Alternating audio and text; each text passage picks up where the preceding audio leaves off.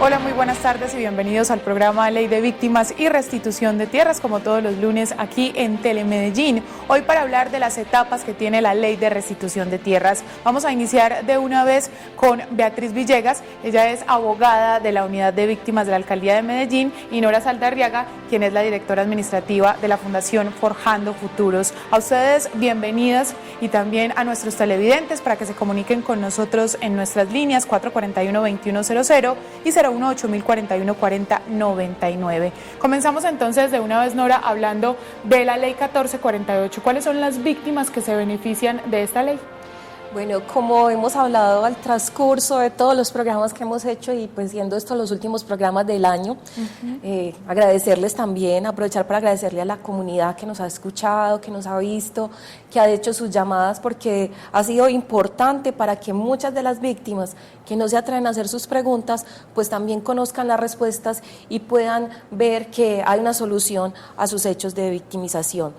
Los hechos que la ley cobija, Ana, son pues el secuestro, la desaparición forzada, el desplazamiento forzado, la violencia sexual que ocurrió en los territorios cuando se enfrentaron los grupos armados ilegales, las lesiones personales que sufrieron muchas personas que quedaron con una incapacidad física, y también, por supuesto, todo el tema de despojo y desplazamiento forzado de las tierras en donde habitaban los campesinos en Colombia. La Ley 1448 de 2011, Nora y Beatriz, como bien ya lo hemos dicho en el transcurso de los programas, ya lo decía Nora, tiene dos etapas. Una es la etapa de víctimas y la otra es de restitución de tierras. Hablemos de eso, Beatriz. ¿Cómo acceder a la restitución de tierras? Bueno, entonces debemos tener en cuenta que la ley es Ley de Víctimas y Restitución de Tierras. Para los hechos victimizantes hay un periodo de declaración que son entre el 1985 y el 10 de junio del año 2011, que como todos sabemos y le hemos contado a nuestros oyentes y personas que nos ven, venció o terminó su periodo ahorita el 10 de junio pasado, y otra etapa que es la etapa de restitución de tierras, que reconoce hechos a partir de 1991, ¿sí? Para poder atender estos casos de despojo y abandono de tierras, pues se crea una unidad especial que es la unidad de restitución de tierras, y a través de esta unidad se gestionan dos etapas en los procesos, a través de los cuales las personas que declaran el despojo y el abandono de tierras pues pueden acceder al acompañamiento por parte del Estado y posterior restitución si es el caso. Uno es administrativo, que es una etapa de 90 días a través del cual se hace la declaración ante la unidad de restitución de tierras. Son todas aquellas personas que fueron despojadas y tuvieron que abandonar sus predios por causa del conflicto armado, acciones de guerrillas o paramilitares, y una etapa judicial posteriormente es donde el juez de restitución de tierras va a tomar una decisión con respecto a la restitución material de esos bienes o a qué otra medida de reparación se podrá entregar a esa persona que ha sido despojada o abandonada. Ya vamos a profundizar precisamente en eso, en esas etapas que tiene la restitución de tierras. Tenemos a Cecilia, nuestra primera llamada, aquí en Medellín. Bienvenida. Hola. Cecilia, ¿cómo está? Cuéntenos su caso. Muy bien, ¿y usted? Muy bien. A ver, a mi esposo lo mataron en 1988. Pues yo apenas hice las vueltas hace por ahí como 6 meses, y pues si no nos han dado ningún resultado, pues ninguna definitiva ni nada. Entonces a mí me gustaría como saber el motivo o hasta cuándo le hacen a uno la llamada para uno saber en cómo va el proceso. Muy bien, Cecilia, muchas gracias por comunicarse con nosotros y ya le vamos a dar respuesta a ella, Nora. Sí, doña Cecilia, es muy importante que se acerque a un punto de atención al que esté más cercano a su casa, porque usted no ha sido incluida en el registro de víctimas. Allí le van a indicar qué fue lo que sucedió, y pues usted tiene la posibilidad de presentar un recurso de reposición, o sea que allí es súper importante que usted asista, porque los abogados que atienden en estas dependencias pues le van a indicar cuál es el procedimiento que debe seguir en este momento. Muy bien, etapas de la Ley de Restitución de Tierras. Ese es el tema de hoy aquí en este programa y vamos a profundizar un poco más en esas etapas, Nora. Hablemos acerca de, ya hacía un preámbulo Beatriz de lo que es la etapa judicial y administrativa, pero para que la gente le quede muy claro de a cuál debe asistir, por decirlo de alguna manera. Sí, Ana, es súper importante profundizar porque las personas a veces llegan a la entidad que es la unidad de restitución de tierras y piensan que cuando llevan los documentos que poseen hasta la unidad, ahí terminó, ¿cierto? Y que la unidad es la que les va a decir si son restituidos o no. No, realmente en esa primera etapa o en ese primer proceso que realizan las víctimas de despojo, de desplazamiento forzado de sus tierras, lo que hacen es que la unidad de restitución de tierras empieza a documentar su caso. ¿Qué significa eso? Que la unidad empieza a recibir todos los documentos que hacen parte de demostrar que ellos son los legítimos dueños de esos predios de los que fueron despojados o desplazados. Una vez se tienen todos esos documentos, o sea, se han recopilado y se han verificado, porque se hace también una inspección ocular en terreno y se hacen los levantamientos topográficos, pues la unidad decide o define si incluye o no incluye en el registro único de tierras a estas personas o a estas familias que hacen la solicitud ante la unidad de tierras. Entonces esa es la primera etapa que nosotros llamamos administrativa, porque es precisamente para eso, para recolectar todos los documentos que posee la familia. A veces las familias nos dicen, pero es que nosotros no tenemos ningún documento, es que no tenemos nada. Pues de eso se trata, de que lleguen hasta allá y pues a veces no se acuerdan que el INCODER les dio una resolución hace muchos años, o que tenían una carta venta, o que tenían un documento de prensa en el que se hacía testimonio del desplazamiento forzado. Todos esos documentos, todos esos pequeños papeles que se tienen a veces y que las familias guardan, porque muchas los guardan, pues hacen parte de esa primera etapa. Y la segunda etapa, Ana, tiene que ver con la etapa judicial. Esa etapa es ya donde el juez recibe ese documento, ese expediente que ha hecho la unidad de tierras, recibe el expediente, lo estudia y ellos determinan, o sea, los jueces y magistrados determinan si le restituyen o no le restituyen el predio a ese solicitante o a esa familia solicitante. Beatriz, así como en el capítulo de víctimas se surtió ya una primera etapa, que era hasta el 10 de junio del año 2015, en la restitución de tierras también hay ciertos tiempos. Realmente la unidad de restitución de tierras aún está recibiendo declaraciones y no se ha establecido pues un término fijo o propio para que las personas puedan seguir declarando. Sin embargo, sabemos que la Ley de Víctimas y Restitución de Tierras tiene una vigencia hasta el año 2022. Eso entonces, 2021, perdón. Entonces eso nos permite entender que es este periodo preciso, si tenemos nosotros un hecho victimizante por despojo o abandono de tierras, cuando debemos acercarnos a la unidad de restitución de tierras, hacer la declaración o hacerlo a través de las agencias del Ministerio Público con el anexo de despojo o abandono de tierras. Eleonora, bienvenida. Usted está aquí en la ciudad de Medellín. ¿Cuál es su caso? Bueno, muy buenos días, muy bien, gracias. Buenas tardes. Cuéntenos. Mira, para hacer una preguntita. Claro que sí, la estamos escuchando. Bueno, mira, para saber, pues, sobre el subsidio, pues, esto de que está tomando el gobierno de viviendas para nosotros los desplazados, porque habemos muchos, pues, que no podemos hacer restitución de tierras. En el caso mío, pues, que soy madre de cabeza de hogar, que me toca pagar arriendo y todo, pues, quisiera saber, porque como dicen que eso lo hacen muchas veces como por sorteos y todo, entonces quisiera saber bien sobre los subsidios de vivienda. Muy bien, Eleonora, muchas gracias por comunicarse con nosotros. ¿Y qué caso tendría ella, Nora? Además, ¿qué le podemos decir al respecto de los subsidios de vivienda? Sí, bueno, doña Leonora tiene un caso de desplazamiento, está incluida bajo la ley 1448 y pues en el mes de septiembre ella recibió la ayuda humanitaria. Así que ahorita en el mes de diciembre le corresponde solicitar nuevamente esta ayuda. Es importante que doña Leonora también se acerque a un punto de atención para que allí le brinden toda la información, porque pues ya está incluida y se le haga la notificación debida.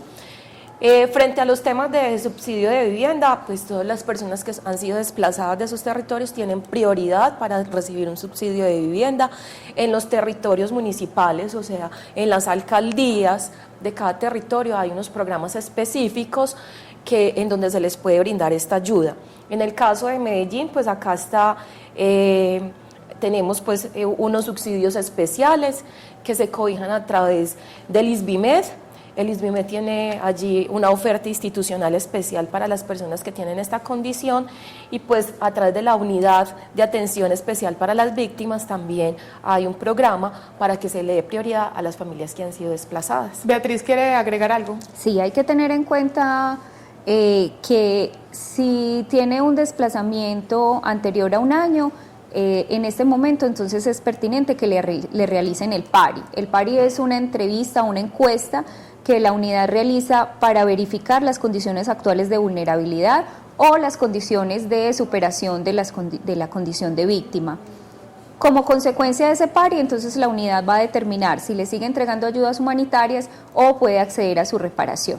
Con respecto a su vivienda, le aconsejamos que pueda usted participar dentro de los programas de la Alcaldía de Medellín de acción de la unidad de la Secretaría de Protección Social, a través de los cuales usted podrá tener actualizada su información o sus condiciones de vulnerabilidad, ya que esta información que maneja la Alcaldía de Medellín es remitida al DPS y al Ministerio de Vivienda, y eso le permite poder acceder con mayor prontitud a los listados que emite el Ministerio de Vivienda para entrega de viviendas nuevas a población desplazada. Muy bien, muchas gracias, Beatriz. Y continuando con ese tema que tenemos el día de hoy, de las etapas que tiene la Ley de Restitución de Tierras, Nora, tocando nuevamente este punto de los tiempos, ¿cuáles serían precisamente los mismos en las etapas, tanto en la administrativa como en la judicial? Bueno, realmente en la etapa administrativa pues hay un periodo de 90 días para hacer todo el proceso de recolección de la información, pero realmente este tiempo no se está cumpliendo. La unidad de restitución de tierras pues se ha tomado un mayor tiempo por las dificultades que se dan para acceder a los terrenos.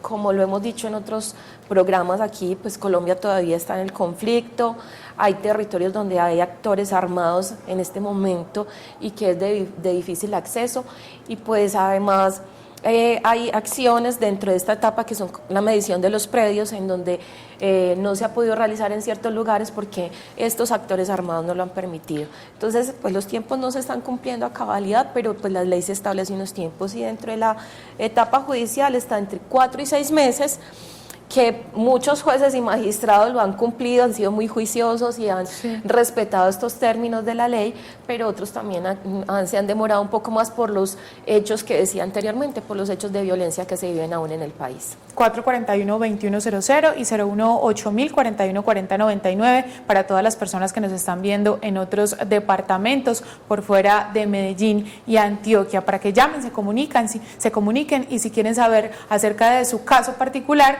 o si quieren también aclarar alguna duda sobre este tema que tenemos el día de hoy.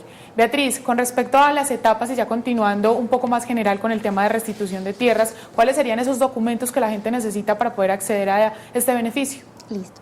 La ley no exige ningún documento específico, exige documentos o pruebas sumarias a través de las cuales las personas puedan demostrar que efectivamente habitaban en esos lugares que debieron abandonar. Ejemplo de ellos son un contrato de compraventa, o comúnmente como se conoce una carta-venta, pero si además de eso pudieron realizar su escritura pública, pues entonces la escritura pública o los certificados de libertad que expiden las registradurías.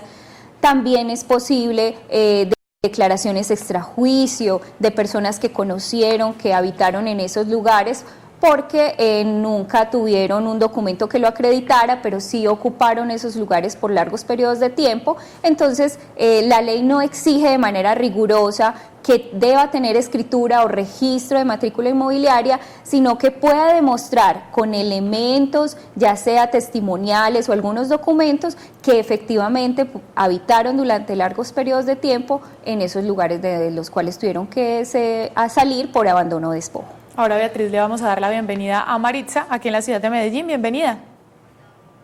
Muy bien, buenos días, muchas gracias. Buenas, ¿cómo está? Muy bien, muy amables, gracias por atender mi llamada. Claro que sí. Cuéntanos su caso, Maritza. Mira, el caso mío, yo lo reporté en el 2009 por el asesinato de mi madre, ¿cierto? Como todos conocemos, pues uno debe llenar unos requisitos y presentar unos documentos. Pues hasta el momento siento que no, este caso no ha avanzado. Pues no sé, la verdad, si tienen algunos tiempos, por ejemplo, para darle respuesta a uno para la reparación. Interpuse un derecho de petición y la verdad el caso está ahí, pero la verdad no sé en qué va. Muchas gracias. Muy bien, gracias a usted, Maritza, por comunicarse con nosotros, y le vamos a dar respuesta al caso de ella y también a todas las personas que tienen la misma duda de Maritza. Nora. Bueno, Maritza, pues decirle que tiene una buena noticia, y es que ha sido incluida en el registro de víctimas. Además ya tiene proceso de indemnización económica, así que Maritza, es súper importante que se acerque a un punto de atención para que allí le den todas las instrucciones del caso. Maritza, como bien lo explicó, ella hizo la declaración hace mucho tiempo, en el 2009 según nos informa ella, y estaba incluida bajo el decreto 1290. Entonces, estas personas que lo hicieron bajo la ley 975/2005 o el decreto 1290, pues tienen prioridad en este momento si son incluidas para el pago de su indemnización. Este caso, el de Maritza, es uno de ellos, y las personas que tengan similares casos y que no hayan sido hasta el momento comunicadas su indemnización, o que no se les haya comunicado si son incluidas o no, pues es importante que se acerquen a un punto de atención, porque estas personas tienen prioridad por haber declarado bajo esta ley. Muy bien, ¿qué más les podemos decir a estas personas? Son 7 millones de víctimas en todo el país. Antioquia es el departamento con más víctimas, Beatriz, aproximadamente 1.700.000. ¿Qué les podemos decir a esas personas que están todo el tiempo comunicándose, no solamente con el programa, sino con la Fundación Forjando Futuros, diciendo nada, no pasa nada con mi caso? Bueno, realmente pues es de amplio conocimiento que los procesos son demasiado lentos, que aún existen muchísimos casos que han sido declarados en vigencia del decreto 1290, es decir, entre el año 2008 y 2010, que aún no han sido resueltos. Sin embargo, es una prioridad de la unidad poder resolver estos casos. Hoy los centros de atención a víctimas y a través de los funcionarios de la Unidad de Víctimas de Orden Nacional, pues se están atendiendo y se están documentando todos los casos que aún están pendientes por documentar. Aún se están finiquitando esos casos que tenían alguna inconsistencia, el nombre, el número de cédula, y se están reportando las respectivas novedades para que estas personas puedan acceder a su reparación cuando han sido incluidas. Cuando no, que son muchos casos que pasan del decreto 1290, que son personas que no lograron ser valoradas en el año 2010, o que habiendo sido valoradas con un informe técnico no se tomó una decisión de fondo y solo se hizo hasta el año 2014. Estas personas también deben acercarse a los centros de atención para verificar su estado real. Como consecuencia de ese estado real, iniciamos los trámites para solicitarle a la unidad el acto administrativo y poder realizar las acciones a través de los recursos de reposición. Es importante que las personas tengan en cuenta, sobre todo aquellas que no lograron recibir su reparación entre el año 2010 y 2011, y que fueron devueltas o que tienen alguna novedad, que los recursos que en ese momento entregaba la unidad municipal venían directamente del Tesoro Nacional. Sí. No sea que hoy no vengan de allí, sino que hoy ya se establece un rubro específico anual. En ese momento era el Tesoro Nacional quien emitía los recursos de manera periódica. Por lo tanto, si se tuvieron que devolver a esa fecha, están allá. Y recuperarlos es una tarea un poquito difícil. Entonces, personas que hicieron novedades en el mes de mayo, en el mes de marzo, apenas en este periodo se están conociendo si ya están pendientes de pago. ¿Por qué? Por el trámite tan demorado que es que el Tesoro Nacional devuelva a la unidad de víctimas para hacer entregas de indemnizaciones que se ordenaron entre el año 2011 y 2012. Es muy importante, Beatriz y Nora, aclarar este tipo de inquietudes, además porque muchas personas han llamado también a la línea nacional o se han han comunicado con la Fundación Forjando Futuros o están comunicándose con este programa y quieren aclarar todo ese tipo de inquietudes. Vamos a saludar ahora a Luz, que está aquí también en la ciudad de Medellín. Bienvenida. Buena tarde. Luz. Bueno, tenemos dificultad en este momento para recibir a Luz, pero más adelante le vamos a dar entonces paso. Estamos hablando de las etapas que tiene la ley de restitución de tierras para todas aquellas personas que tienen también dudas al respecto. Y la Fundación Forjando Futuros, Nora, siempre ha estado como muy juiciosa haciendo un estudio de todas estas sentencias de restitución, que aproximadamente ya se va a terminar el año con 1.300 de ellas, y ya próximamente también estaríamos conociendo algunos resultados que tiene la Fundación. Pero ¿cuáles han sido esas recomendaciones que han hecho ustedes al respecto? ¿Qué es lo que se tiene que hacer para que mejore esta ley, para que avance? Sí, Ana, la Fundación se ha dedicado de manera juiciosa a estudiar todos los fallos de los jueces y magistrados de tierras, porque creemos que no es solamente acompañar a las víctimas en la etapa administrativa, en la etapa judicial, sino posteriormente al fallo de cada una de sus sentencias. Nosotros hemos venido diciendo que para que la ley pueda funcionar de manera más efectiva, se tiene que derogar el decreto de microfocalización, porque en este momento, pues, los territorios que han sido microfocalizados son muy pocos. ¿Qué significa microfocalizar? Es decir, que en un territorio, en una vereda, en un barrio, en un municipio, se determina que hay condiciones de seguridad para que las personas puedan hacer su retorno o para que las personas puedan recibir sus predios. En este caso, en el país, pues se han microfocalizado muy pocos territorios, y por eso nosotros decimos que hay que derogar este decreto, porque hay familias que ya han hecho su retorno, que ya están en estos predios, que lo que necesitan en este momento es que sean incluidos en el registro y posteriormente el juez determine que sí les va a restituir los predios. Eso es una de las recomendaciones que hemos dado. También hemos recomendado que en los casos donde no haya oposición y sean predios que son de la nación, baldíos de la nación, pues se hagan a través de un acto administrativo, o sea, que se haga la restitución administrativa, que se le entreguen los predios a las familias. Hay muchos predios en el país que eran baldíos de la nación y que estuvieron campesinos trabajando la tierra, que estuvieron por muchos años, y que en esos predios donde no hay oposición, pues se puede hacer un acto administrativo en donde se le reconozca a esas familias sus predios. Y pues también hemos venido insistiendo de que se haga la restitución colectiva. ¿Qué significa eso? Que en donde hubo desplazamientos masivos o donde hubo despojos masivos, fue en una misma época, era el mismo victimario y fueron unos hechos comunes, pues se haga la restitución colectiva de esos predios. Entonces, estas recomendaciones, ¿por qué, Ana? Porque eso facilita que el procedimiento sea más ágil, más oportuno, y que la gente pueda recibir, en esta justicia transicional que es esto, pueda recibir sus predios. Muy bien, importantes recomendaciones que hace la Fundación Forjando Futuros para que la ley de víctimas y restitución de tierras particularmente avance. Luz, bienvenida nuevamente. Muy buenas tardes. Buenas tardes, doña Luz, cuéntenos su caso. Mi nombre es Luz Marina Ural, y yo la pregunta que quiero hacer es porque yo también fui víctima en el año 92.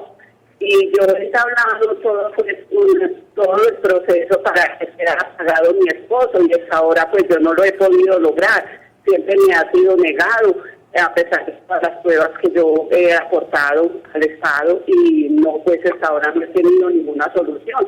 Yo quisiera saber por qué, sabiendo que hay víctimas que fueron también en el mismo año, y ellos fueron ya pagados, porque a mí se me niega este derecho. Muy bien, doña Luz, para eso estamos nosotros aquí en este programa, y es para aclarar todas las dudas que tengan, así como usted. Cuéntenos entonces, Beatriz, ¿qué dicen en el máster acerca de doña Luz, del caso?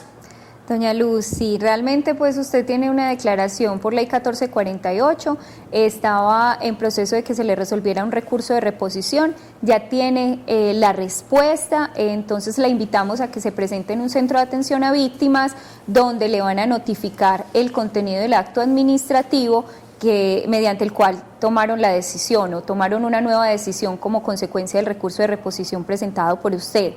Es muy importante que cuando hablamos de víctimas del conflicto armado podamos demostrar que efectivamente esas personas murieron por causa del conflicto. Me explico, no toda muerte violenta hace parte del conflicto armado y son las discusiones que se han presentado con la unidad de víctimas y la no inclusión de muchísimas personas, precisamente porque ha sido muy difícil demostrar el vínculo o la conexión que pueda tener el hecho, muerte violenta por arma blanca o por impacto de bala, con el actuar o el comportamiento de grupos al margen de la ley, para esa época grupos guerrillas o paramilitares. Entonces es bueno reflexionar frente a la declaración que usted dio, sí, los argumentos, el lugar donde murió su víctima y las circunstancias como se presentaron, para que si es el caso pues podamos insistir a través de un recurso de insistencia que podría realizar después de que le notifiquen la decisión, en el caso pues de que sea adversa a sus intereses. Beatriz Villegas es abogada de la Unidad de Víctimas en la Alcaldía de Medellín y Nora Saldarriaga es la directora administrativa de la Fundación Forjando Futuros. Muchísimas gracias, nos vemos la próxima semana ya con el último programa que vamos a tener este año aquí en Telemedellín. A ustedes por supuesto los esperamos, hasta pronto.